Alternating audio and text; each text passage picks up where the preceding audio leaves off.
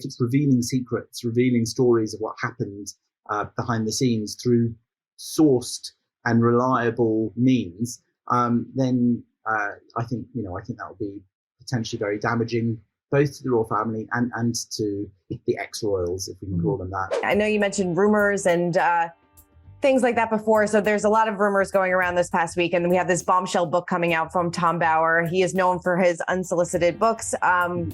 What was your reaction when you read some of these excerpts? Do you believe what is being written? There's a lot of people saying that some of this is true, some of this is false. Where do you kind of stand in all this? Well, as far as I understand it, Tom Bower's, relatively respected at these things. Lots of people in this area of talking about royals make stuff up. Lots of people work on rumour, trade on rumour and hearsay. And the truth is that we don't often get given a lot of bona fide, concrete, solid information. So a lot of our job as journalists or reporters on this is to try and figure out which bits of rumour are true, to use journalistic rigour to try and justify and corroborate things, sourcing them in multiple places, trying to work out if they're right or not. Now, Tom Bower has quite a good reputation in that respect, but he also has a reputation of not pulling his punches, and certainly sounds like he's not going to in this book as well. I mean, we've got Meghan throwing a cup of tea in the air, or keen for photos to be edited of her, or the relief of the Queen at certain things about her, or the way that she operated when she was guest editing a magazine. All of these sorts of things have certainly painted her, as far as we're hearing from the early news about this book, as something of an ogre. And I think that there's also been the allegations of bullying and the internal report that the royal family had. And again, that wasn't ended in a satisfactory way that enabled us to know exactly what happened. It was kept hushed up, kept quiet.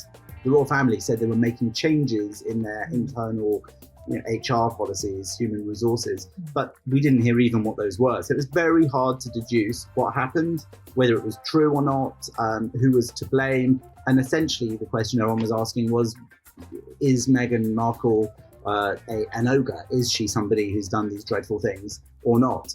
I think that without knowing the answer to that question, all I can say is the perception that is there among the public is that there's no smoke without fire. And the more smoke there is, the more likely there is to be a fire. So I think that the more there are rumours like this going around, swirling around her, and the more there is no documented behaviour to prove otherwise, people will start to believe those rumours. And so I can't say whether that's right or not. I can again only say how it must look to people and how they must worry, because they can't be blind, I would assume, or their people can't be blind to the sort of damage that this does to their reputation. And I think that it's the opposite of the reputation I think they suggested they wanted. They made compassion one of their brand values, I think, if is probably the best way of describing it. And they sort of suggested they wanted to duck out of the pomp and circumstance of the royal family, and that they wanted to live a freer and more private life. But then they ride roughshod over that, and they behave in a way that suggests they actually really enjoy the pomp and ceremony of celebrity instead of royalty, and that they do actually enjoy money quite a lot. The royal family obviously enjoys money quite a lot and is the beneficiary of quite a lot of it. They tend not to talk about it too much, or to try and minimise minimise the overt look of extreme wealth, but that's hard to say when the Queen rode around in a gold carriage and things like that. But I think the emphasis is slightly shifted, is what I'm trying to say. And I think that they're not really convincing most people that they are paragons of compassion and kindness, or of good deeds and helping the poor and needy, because we also see that they hang out, or try to hang out, with extremely wealthy, extremely famous people, enjoying the trappings of that kind of lifestyle. I mean, polo. Do you know anyone that plays polo? No. I don't know anyone that plays polo. Polo is a game of the aristocracy, of the wealthy, of the nouveau riche even perhaps as well. So it's a combination of parts of society that I don't think most of us encounter. And yet this is the sport we see Prince Harry playing, and she's the good polo wife. And it's very confusing in terms of messaging. So I think that, probably we do believe some of these these claims that we're reading about the book. I mean, Tom Bower even suggested that she landed an audition for the BBC show Strictly Come Dancing. That's like Dancing with the Stars in the States, I think. I saw that reported. These sorts of ideas are just nuts. The idea that you have a member of the royal family go on Strictly, it's sort of, the brain doesn't compute. That's a program you go on because you want to heighten your profile. You want to be in more tabloids. I mean, she declined it, according to it, because of spending 9 months of the year filming Suits in Canada, and that would clash with the Strictly schedule and what have you. But I think all of these things show us that Tom Bower is suggesting her aim was always to become more famous. Yeah. And her aim was always to be more seen, and not necessarily even through her acting work, her career, but just to be famous. Mm-hmm. And certainly she's achieved that by marrying into one of the most famous families in the world, and then leaving it in one of the most spectacular ways, and then creating these massive dramas going on. So I suspect people are coming to their own conclusions about Meghan and Harry based on this stuff. And it's, everyone will make their own decision. Definitely. Do you feel like they are dreading this book coming out, or do you feel like it's even on their, you kind of said before that maybe it's on their people's radar, but do you think that they will read this book? Do you think that they are dreading this book? I mean, what do you think their mindset is right now? Again, look, it's rumor. I don't know them, and I don't know I've never had a solid tip off that this is true, but they are said to read stuff.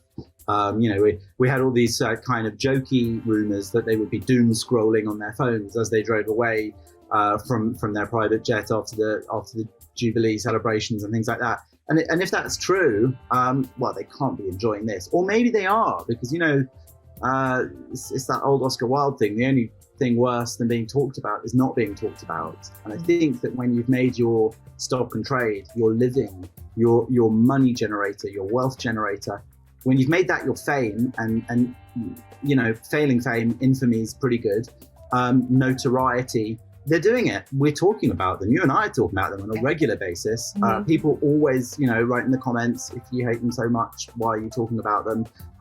Incidentally, I don't hate them. I don't think people necessarily hate them, but you can disapprove of the way people behave without hating them. I don't know them. So I would say that I imagine they are following it. I would imagine their people follow it and probably, keep them updated, however diplomatically, bearing in mind the rumours and allegations of bullying and tempers.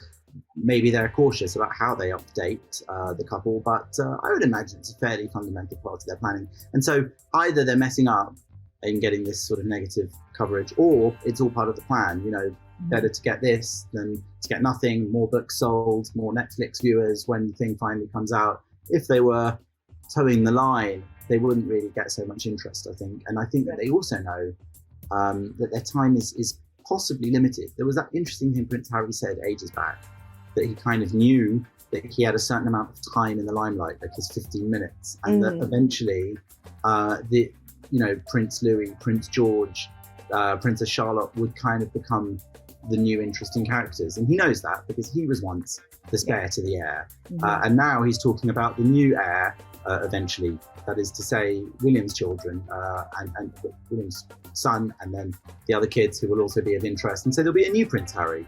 There'll be somebody else who may be as rudderless, directionless, because their position in the succession is such that they're limited in what they can do in life, but they don't have an obvious constitutional role going forwards and in the royal family. And so maybe they'll go off the rails. And at that point, once those kids reach teenage years and older, maybe people won't be so interested in Prince Harry.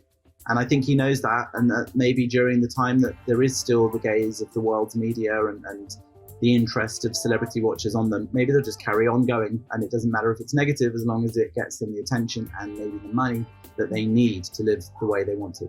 No, you make a really good point. There's always the next generation to be on the lookout for, and that's just a few years away. I mean, do you think that this book will cause more of a rift between Harry and the royal family? Well, I don't think that Tom Bower's going to pull any punches. I don't think that he's trying to keep the royal family sweet or obey any edicts that they might put out to him. I also don't think that he's terribly concerned, from what one hears, about what Harry and Meghan will think of him. And that maybe puts him in a perfect position to give a book to all of us that we might want to read and see, because it will feel somewhere in between. I think that the Omid Scobie book, Finding Freedom, got a lot of criticism for seeming to be sort of semi-authorized book by the Duke and Duchess. And I think that, again, however true that is, there seemed to be stuff in there that could only have come from them or their people, and it seemed to be very sympathetic to them. I don't think Tom Bower is going to do that. I think this book's going to be far more explosive. And that means that if it's revealing secrets, revealing stories of what happened behind the scenes through sourced and reliable means, then I think that will be potentially very damaging, both to the royal family and to the ex-royals, if we can call them that, because I think it's going to just widen that rift. But again, when I say it could be damaging to Harry and Meghan, it might not be damaging. It might be exactly what they like, because while they're not actively involved in the book, all the controversy and all the gossip and all the backbiting about who did what and who said what, it just keeps them in the press, and they can react to it, or their closest people can react to it, and there could even be legal cases. They're not averse to a bit of litigation. So I think that it will definitely be just more fuel on that fire. Definitely. Can you imagine the Queen, though, actually being happy that Meghan did not attend Philip's funeral, as Tom Bower claims in the book? I think that it was, I remember we talked around that time about whether or not they would or should come, who should come, the same as about the Jubilee. And I always said that it was very difficult for them. I think the Queen is probably quite genuine when she puts out these very occasional comments about them being much loved members of the family. And I think that's true. I think we can have members of our families who behave in ways we don't like and make our lives difficult, and we still like them or love them. So on a family level, probably the Queen, I think would have liked her to be there, though I don't know how they do get on. I think that we saw plenty of touching images of the two of them during the time that she was a working royal. Sorry about that dog. We saw plenty of images of them that were quite touching when she was a working royal. The Queen actually seemed to take her under her wing. There were images of the two of them laughing and sitting together. I think that in that respect, maybe the Queen would very much have appreciated the gesture of her being there. On the other hand, there were plenty of good reasons why she wasn't. The restricted numbers, the massive amount of controversy and gossip and speculation it would have attracted around what was effectively an extremely sad moment for the Queen and the nation and the family. So hard to know. But I think probably on balance, from a perspective of being the Queen, the monarch, maybe it was a relief. Because we're not talking about her personal or internal emotions as an individual. We're talking about as the monarch.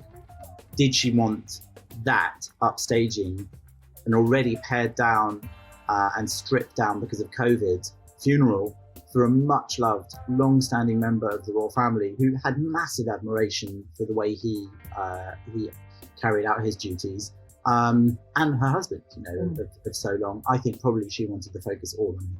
Yeah, makes sense. Well, Jonathan, thank you so much. I appreciate your perspective and expertise as always. Thank you. Hey everyone, I'm Christina Garibaldi, the host of Us Weekly Celebrity Coverage. Don't forget to hit subscribe for the latest celebrity news, tips, and video. And for much more content, make sure you head on over to usmagazine.com, the official home of Us Weekly Magazine.